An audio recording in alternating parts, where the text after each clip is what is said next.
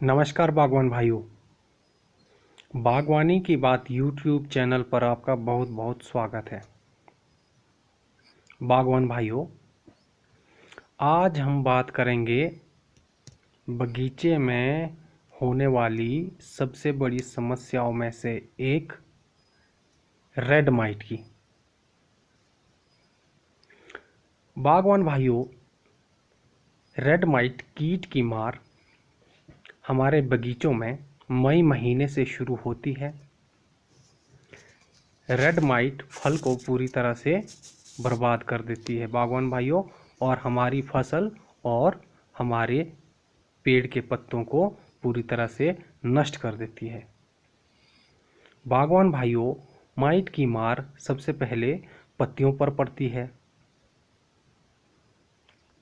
Chlorophyll का यह कीट सबसे बड़ा दुश्मन है बागवान भाइयों।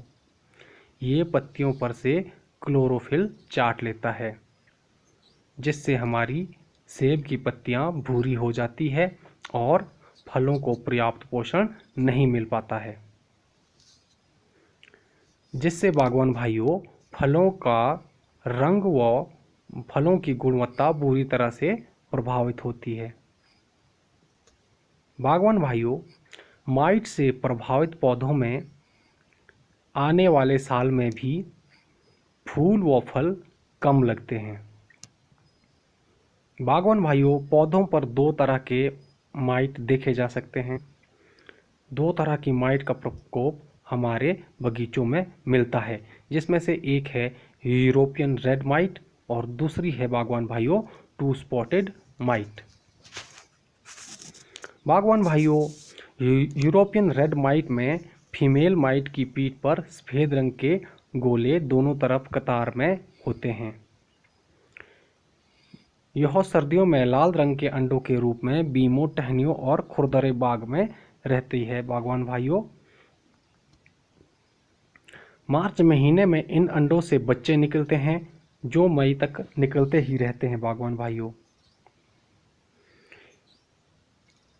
ये पत्तों में छेद बनाते हैं और क्लोरोफिल को पत्तियों से चूसते हैं बागवान भाइयों। यह माइट 10 से 30 दिनों में अपना जीवन चक्र पूरा करता है बागवान भाइयों। साल भर में यह 8 से 10 बच्चों को जन्म देती है बागवान भाइयों। एक फीमेल माइट साल भर में 8 से 10 बच्चों को जन्म देती है। इस माइट की संख्या जून व जुलाई के आरंभ में बहुत अधिक हो जाती है बागवान भाइयों। बात करें बागवान भाइयों टू स्पॉटेड माइट की, तो टू स्पॉटेड माइट फीमेल की पीठ पर दोनों ओर से एक काला धब्बा होता है बागवान भाइयों। संतरी रंग की एडल्ट फीमेल पौधों के तौलियों में, पत्तों के नीचे या पौधों की दरारों में सर्दियों में रहती है बागवान भाइयों। ये पूरी सर्दियां इन दरारों और तौलिए में रहने वाले पत्तों में बिताती है बागवान भाइयों। फरवरी से मार्च महीने के दौरान यह बगीचे में उगी चौड़े पत्ते वाली खरपतवार या सेब के पौधों पर अपना लाइफ सर्कल फिर से शुरू करती है बागवान भाइयों। टू स्पॉटेड माइट का लाइफ सर्कल 7 से 24 दिनों में पूरा होता है। साल में इसकी जनरेशन 10 से 12 बच्चों को जन्म देती है बागवान भाइयों। टू स्पॉटेड माइट गर्म व वर्षा वाले महीनों यानी जून, जुलाई, अगस्त में सर्वाधिक देखने में आती है बागवान भाइयों। तो बागवान भाइयों, माइट की समस्या हमारे सेब के बगीचों के लिए सबसे बड़ी समस्याओं में से एक है। माइट की समस्या जब बगीचे में एक बार आ जाती है बागवान भाइयों, तो उसके बाद बागवान भाइयों की परेशानी बढ़ती ही है। तो बात करें बागवान भाइयों इसके मैनेजमेंट की,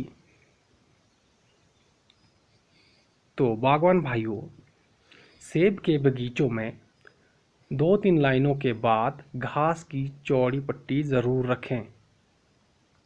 बागवान भाई जब तौलिए में मल्चिंग करते हैं या घास काटते हैं, तो 2-3 लाइन के बाद घास की एक चौड़ी पट्टी ज़रूर रखनी चाहिए। इसमें माइट के विभिन्न पैरासाइट कीट पनपते रहने चाहिए बागवान भाइयों। जैसे कि हमारे बगीचे में तोता मामा जो होते हैं, वो माइट उनका भोजन होता है बागवान भाइयों। इसलिए 2-3 लाइनों में चौड़ी घास ज़रूर रखें ताकि ये पैरासाइट कीट पनपते रहें और हमारे पत्तों में आने वाले माइट्स को खाते रहे बागवान भाइयों। बागवान भाइयों, पौधे में फूल आने के बाद किसी कीटनाशक का छिड़काव ना करें। इससे माइट के अंडे ब्रस्ट होकर बाहर निकल जाते हैं बागवान भाइयों और हमारे पूरे पेड़ में फैल जाते हैं। इसलिए बागवान भाई ध्यान रखें कि कीटनाशक का छिड़काव ना ही हो तो ज़्यादा बेहतर है बागवान भाइयों। बहुत ज़रूरी होने पर ही कीटनाशक का छिड़काव बगीचे में करें। जब कीटनाशक का करना ज़रूरी हो तो विशेषज्ञों की सलाह ज़रूर लेनी चाहिए। माइट से ग्रस्त पौधों में बार बार सिंचाई करें बागवान भाइयों। इससे ग्रस्त पौधों में पानी की कमी नहीं रहनी चाहिए। तो बागवान भाइयों, माइट की समस्या हमारे बागवान भाइयों के लिए एक बहुत ही बड़ी समस्या है और हमें इससे बचने के लिए ज़्यादा से ज़्यादा कल्चरल कंट्रोल की तरफ जाना चाहिए। जहाँ तक कीटनाशकों का सवाल है बागवान भाइयों, तो कीटनाशकों की स्प्रे से बचें। बागवान भाइयों, अगर आपके मन में कोई प्रश्न है तो आप कमेंट बॉक्स में हमें भेज सकते हैं। हम आपके प्रश्नों का उत्तर देने की पूरी कोशिश करेंगे। इसी तरह के वीडियोज़ को देखने के लिए हम चैनल को सब्सक्राइब करें, नोटिफिकेशन बेल ज़रूर दबाएं। तो बागवान भाइयों, मिलते हैं अगले वीडियो में। तब तक के लिए नमस्कार। जय हिंद, जय किसान, जय बागवान।